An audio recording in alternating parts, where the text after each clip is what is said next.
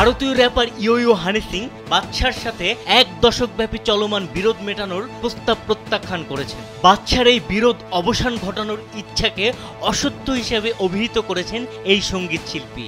সম্প্রতি এক সাক্ষাৎকারে এত বছর পর হানি তার নীরবতার পেছনের কারণ ব্যাখ্যা করেছেন।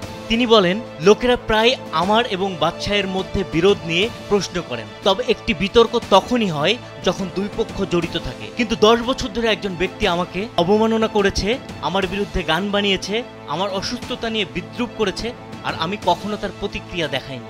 হানি আরও জানান, অবশেষে তিনি এই বিরোধ নিয়ে মুখ খুলতে সিদ্ধান্ত নিয়েছিলেন তার ভক্তদের অনুপ্রেরণা।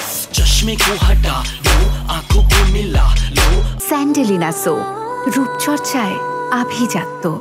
তিনি বলেন, 2024 সালে আমি প্রথমবারের মতো এই বিরোধ নিয়ে কথা বলতে শুরু করেছি, এবং সেটা আমার ভক্তদের কারণে। তারা আমাকে বার্তা পাঠিয়েছে, অনুগ্রহ করে কিছু বলুন, কারণ এটা এখন আমাদের সম্মানে আঘাত করছে।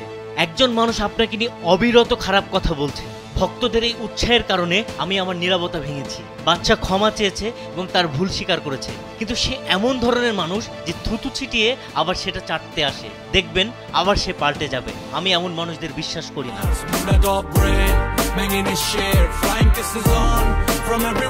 বাদশা চলতি বছরের শুরুতে দেবরানে এক লাইভ পারফরমেন্সের সময় তার ইচ্ছা প্রকাশ করে জানিয়েছিলেন তিনি এই বিরোধ শেষ করতে চান। তিনি সেখানে বলেন, আমার জীবনে এমন একটি সময় ছিল যখন আমি একজন মানুষের বিরুদ্ধে রাগ পোষণ করতাম, কিন্তু এখন আমি সেটি ভুলে যেতে চাই এবং এটি পেছনে ফেলে দিতে চাই। আর সেই ব্যক্তি হচ্ছেন হানি সিং।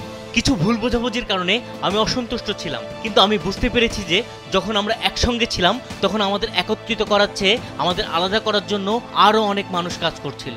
আজ আমি শুধু সবাইকে জানাতে চাই যে আমি ভুল বুঝে হানির দিকে এগিয়ে এসেছি এবং তাকে ভালোবাসা ও শুভেচ্ছা জানাই। হানি সিং এবং বাদশা মূলত একসঙ্গে মাফিয়া মুন্ডি নামে র্যাপ গ্রুপে কাজ করতেন, যার অন্যান্য সদস্য ছিলেন ইলা, লিল গোলু এবং রাফতার। গ্রুপটি অনেক হিট গান উপহার দিয়েছিলেন, কিন্তু একটি পাবলিক সংঘাতের পর তাদের বিচ্ছেদ ঘটে। এরপর থেকে দুইজন একে অপরকে প্রায় সোশ্যাল মিডিয়া এবং সাক্ষাৎকারে আক্রমণ করে আসছে।